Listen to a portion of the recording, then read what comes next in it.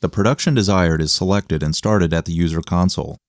The elevator for the material storage system moves to the correct shelf and picks up a single sheet of material. The sheet of material is transferred to the delivery conveyor. The sheet is moved into the S4 work center via the conveyors. As it is moving, the centering bar is raised from the work surface and travels inward. When the sheet is moved into position, the centering bar moves the sheet against the manipulator, squaring it to the machine and establishes reference. The pinchers on the manipulator close onto the sheet, holding it during the machining process. The manipulator moves the sheet into position and the punching and shearing process begins.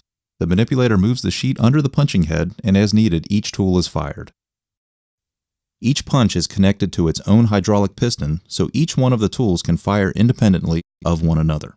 By virtue of this, redundant sheet travel is eliminated during machining. The movements of the sheet are optimized to take advantage of the position of the sheet versus the position of the tools required to create the final parts. During the punching, the attached right-angle shear is also utilized. Its 20-inch blades are used to make trimming cuts on the perimeter of the sheet or to cut away scrap material between each of the nested parts. Each blade can work in unison or independently. Eventually, the sheet is rotated 180 degrees and reclamped. This is done to allow full access to the sheet.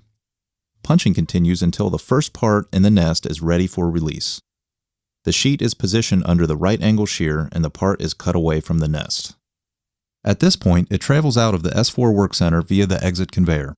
Upon exiting the machine, the part can be picked up with a stacking device and placed onto a table or continue downstream to the P4 work center.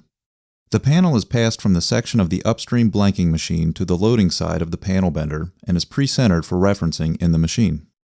The panel enters the machine via the transport trolley and is referenced by a 3-point reference system.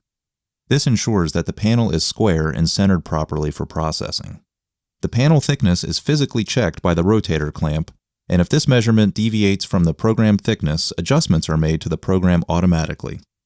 This helps to maintain part-to-part consistency even if the incoming material thickness varies.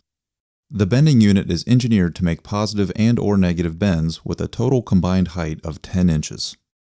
Once the panel is formed, the part is pushed off to the unloading section while the next part is brought on for referencing and processing. The accuracy and repeatability of the panel bender allows for efficiency gains in your downstream operations. External operations, such as welding, are made much simpler because the parts can be precisely fitted together reliably. The flexibility and speed of Salvagnini's S4 P4 line allow you to produce a large variety of parts in a very short amount of time. For more information, please visit salvagnini.com.